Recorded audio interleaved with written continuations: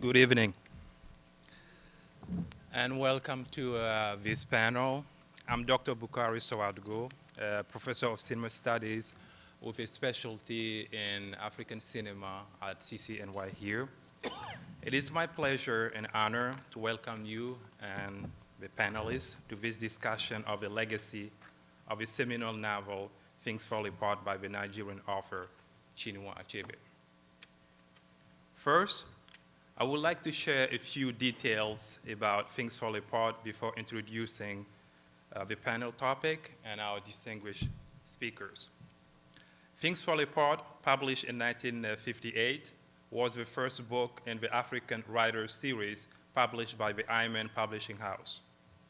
The novel sold millions of copies, has been translated into more than 50 languages, and also adapted into movies. The novel is a classic in African literature as well as world Anglophone literature. In terms of structure, the novel is divided into three parts. The first part is the life of Okonkwo in Umuofia in his own village. The second part, it is in his exile to his maternal village. And the third part, it is when he returns to his village and finds out that okay, the white man has arrived. The story is set in southwest Nigeria in a traditional Igbo society at the end of the 19th century, around 1890. The plot features the cultural clashes between Africa and the West, with the arrival of a white man in the protagonist Okonkwo's village, Umuofia. Ironically, the tragic hero Okonkwo is destroyed by the very values he tried to defend. Here, the personal drama is fused with a large and multifaceted crisis that African societies will soon face under colonial rule, but also in the post-colonial context. The 60th anniversary of the publication of Things Fall Apart is an opportunity to revisit the novel, especially considering its immediate relevance to today's debates, which His Excellency has alluded to in his presentation, whether in Africa or in the diaspora, on issues particularly pertaining to culture, complexities of identity, blackness, language as an instrument of negotiation between the local and the global, the appropriation of the gaze, and politics in general. Shortly after the book's release, Achebe was quoted as saying in an interview that the objective of the book was, quote, to help my society regain belief in itself and put away the complexities of the years of denigration and self-abasement, end quote. Tonight, we have distinguished panelists who will address the legacy of his novel from various perspectives, from colonial injustices to contemporary post-colonial realities in Africa, but also in the diaspora, which will help us enrich our understanding and reading of the novel. Now let me introduce our panelists. His Excellency has been introduced, so I will just repeat the same thing. Mr. Motlanthe was politically active early on.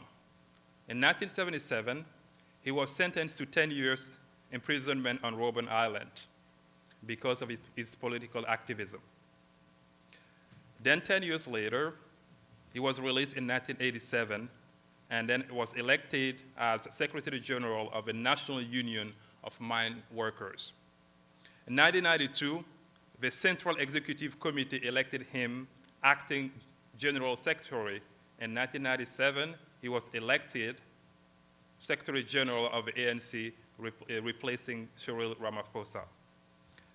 His Excellency also served 5 terms as Secretary General of the ANC from December 1997 to December 2007, and served also as Deputy President of the African National Congress during the period of 2007 and 2012. In September 2008, Mr. President was chosen to be the interim president until 2009 when he was succeeded by Jacob Zuma. The next panelist is Nicholas, call him Nicholas, That's okay. fine. Okay, Nicholas Rasmith. Nick's main research interests are politics of crime, policing, and vigilantism in democratic states, with particular focus on South Africa. His first book, entitled Contradiction of Democracy, Vigilantism and Rights in Post-Apartheid South Africa, is forthcoming from Oxford University Press, 2019. His work has been published or is forthcoming in leading journals like the American Journal of Sociology, Comparative Politics, and African Affairs. He has won multiple awards for his writing and also received numerous grants and fellowship to support his research. The next panelist is Nduka Otiono. He is an assistant professor at the Institute of African Studies at Carleton University, Canada.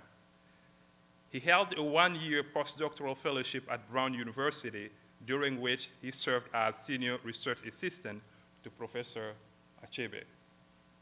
Prior to moving to Canada from Nigeria in 2006, he had served as General Secretary of the Association of Nigerian Authors.